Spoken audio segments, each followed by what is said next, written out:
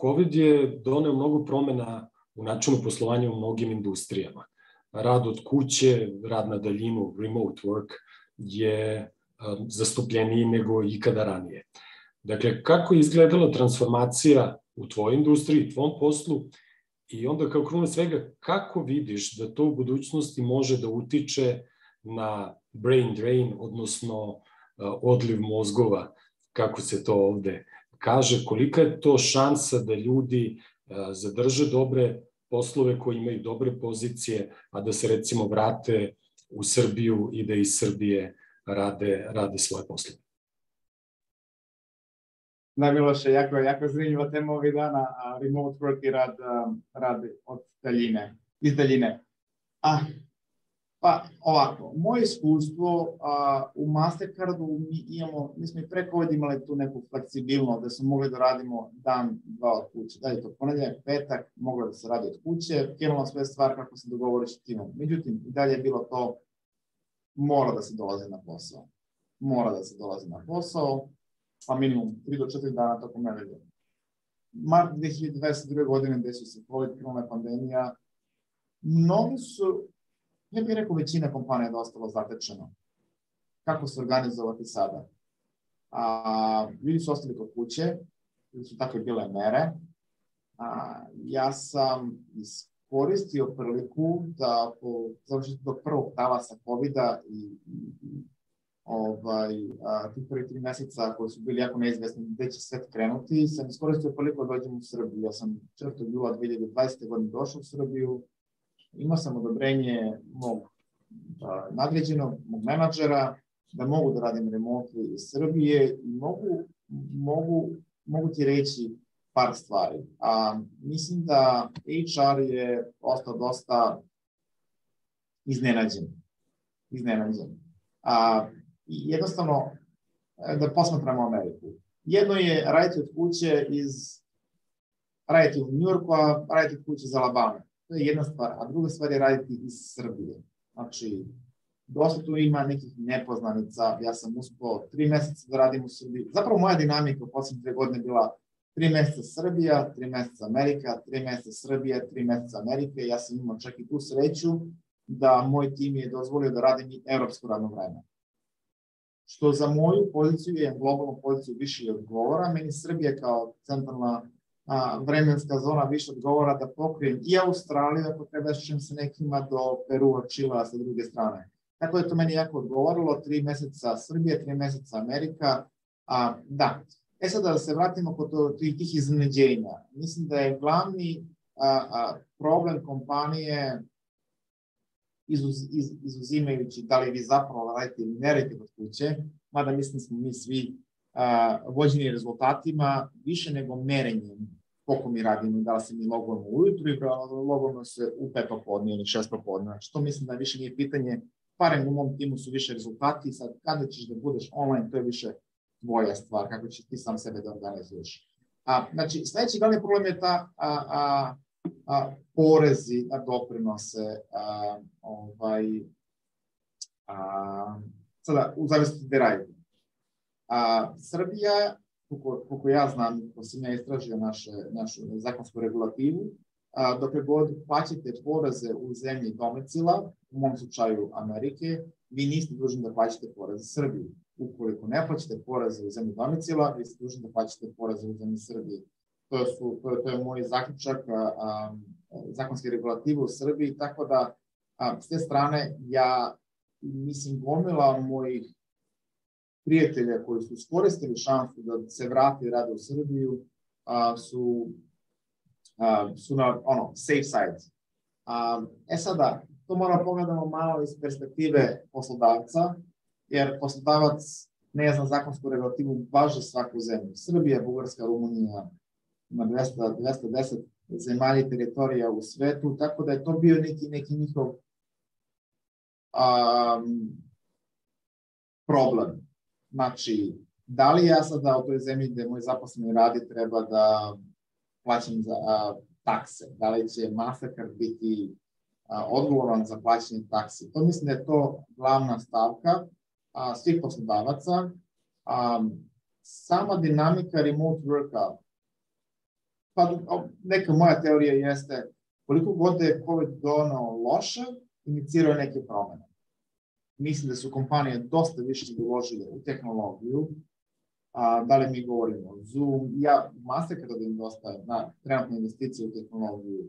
Pred samo 2 godine to je nebo i zemlja. Dosta imamo više toolova, bolji je network, bolji je bandwidth, bolje generalna komunikacija između zaposlenih, elektronska komunikacija. Tako da dosta je uloženo u tehnologiju. Mislim da je to bio prvi korak svih kompanija.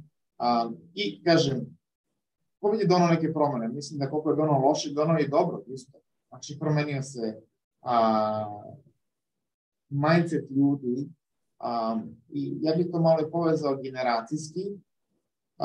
Trenutno posao nose millennials. Tu trenutno najaktivniji kada pogledate radnu snagu u Americi. Millennials je već poslednjih 20 godina u kancelariji. I mislim da njima dosta kancelarije. Jednostavno traži tu fleksibilnost. Mislim da je fleksibilnost sada trenutno najbitnija reč kada govorimo o zapošljavanju. Da govorimo uopšte o poslu. Onda imamo Generation Z, generacija Z, koja zanimljivo isto jako ispusti, to mi isto vidimo od strane poslodavca. Generacija Z jednostavno želi da budu u ofisu, što je za mene ovako malo iznenađujuće. Mlađi ljudi koji tek sada počinju karijeru, sada je 2020. godine, samo što izlaze se koledža, počinju karijeru i oni vole da želi bi da budu u kancelariji, želi bi da imaju mentora, želi bi da pitaju, hej, kako da rešimo ovaj problem. I sad imate tu neki disconnect. Millennials bi želao da ima tu fleksibilnost, da radi kako god hoće, a Generation Z bi više želao da budu u kancelariji i da ima mentora da razgovara.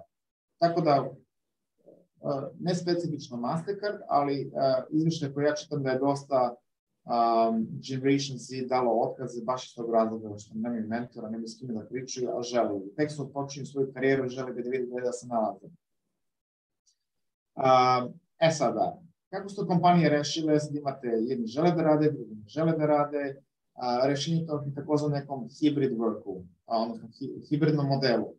Znači, možete da idete u kancelariju, a i ne morate, ili propušite se određeni broj dana, da se ide u kancelariju minimum, a ostatak radi da želiš. Taj hibridni model funkcioniše, međutim, ne postoji jedna solucija za sve.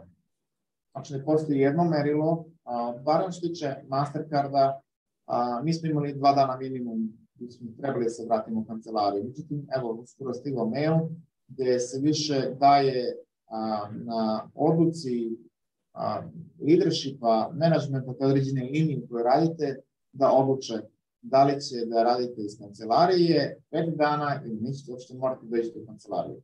Znači, sada kako bi klasično mogo da obišem, moj posao nije vezan za klijenta. Moj posao je izlačenje podataka iz internet sistema,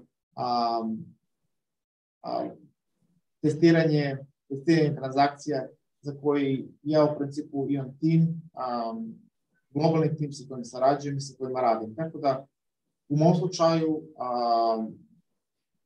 zahtev da budem u kancelariji ne postoji. S druge strane, imate prodaju i marketing. To su ljudi koji su izloženi klijentima, koji su često na sastancima i jednostavno za njih važe druga pravila. I mislim da je upravo to zavisno od prirode vašeg posla. S druge strane, imamo ljude koji se bave security, koji moraju da budu u kancelariji 24/7. Koji moraju da budu tu, koji moraju da prekinu neki prekidač i ostalo ako nešto krene po zlu. Tako da, jednostavno mislim da će doći do tog nekog dalje reorganizacije, evaluacije organizacijne strukture. Znači, jednostavno, pored job descriptiona, ok, trebaš ovo da imaš, trebaš ovo da imaš, by the way, ovaj posao zahteva da budeš 0% u kancelariji. Ovaj posao zahteva da budeš 100% u kancelariji. Mislim da će to ući sada i mislim, već vidim na LinkedIn i na ostalim mestima, već imate parenthesis u zagradi piše remote work, hybrid work, tako da će to ući samo u opis posla kada se bude nudio.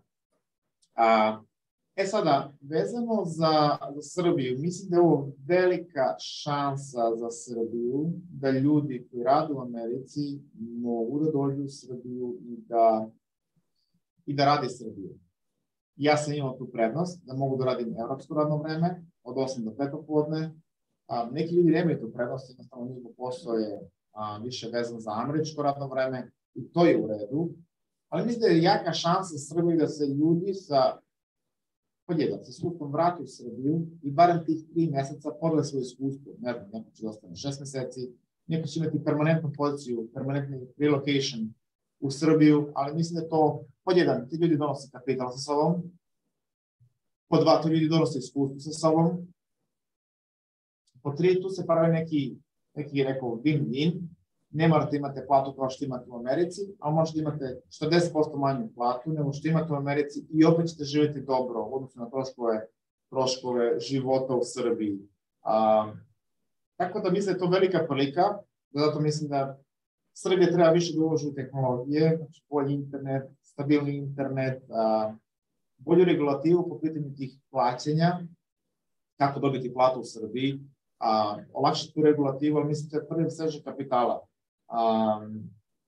Šta još bih izdvojio, opet tu su ljudi koji donose iskustvo, što mislim da je čak i najbitnije, i veliki benefit same te ljude biti okružen vašim prijateljima, vašom familijom, to je opet i najbitnija stavka, a raditi internacionalno, opet biti povezan s nekim ljudima. Tako da mislim da je to velika šansa za Srbiju.